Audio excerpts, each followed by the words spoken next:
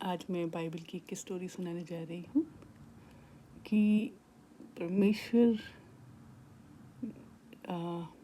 ने कहा है कि कुछ चुने हुओं के कारण वो धरती को रहने देगा।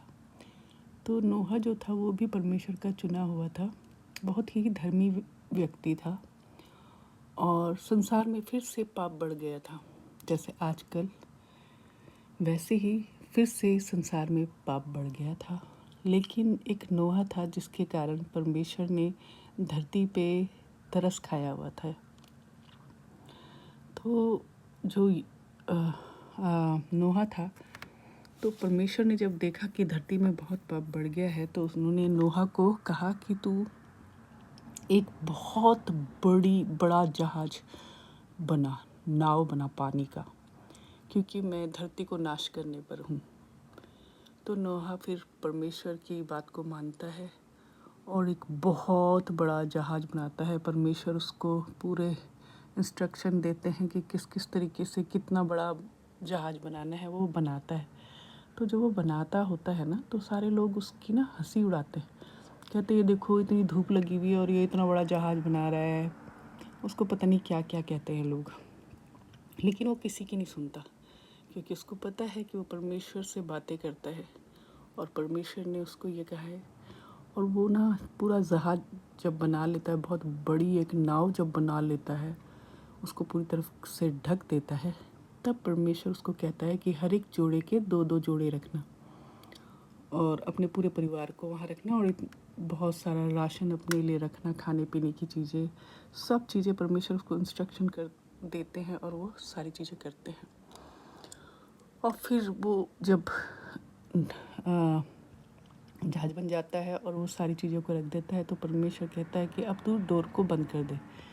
जैसे ही वो डोर को बंद करता है, उसके बाद से परमेश्वर 40 डेज़ 40 नाइट पानी को बरसाता है, जिसमें सारे लोग मारे जाते हैं, सब डूब जाते हैं और वो नाव उसमें चलने लगती है।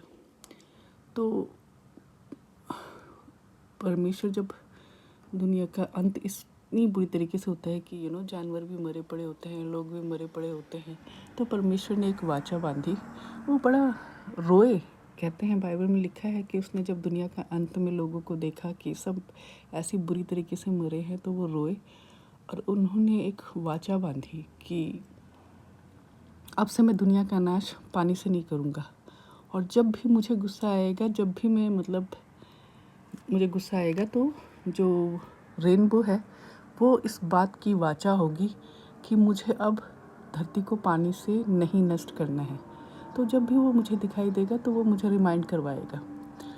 तो मेरा दिमाग इसी बात पे जाता है, मेरा पूरा अटेंशन कि जब भी रेनबो आता है तो एक खुशी की चीज़ नहीं है वो।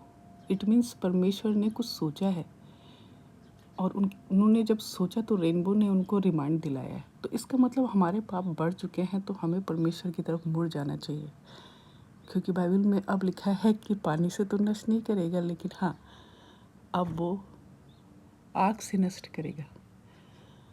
तो कितना बुरा होएगा।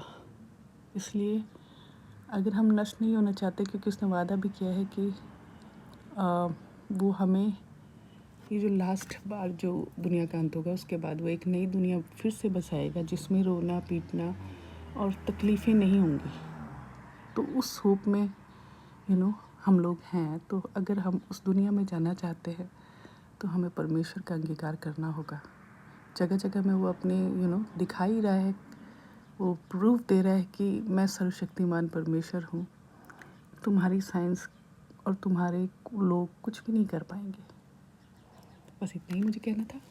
Thank you. हालेलुया, आमीन।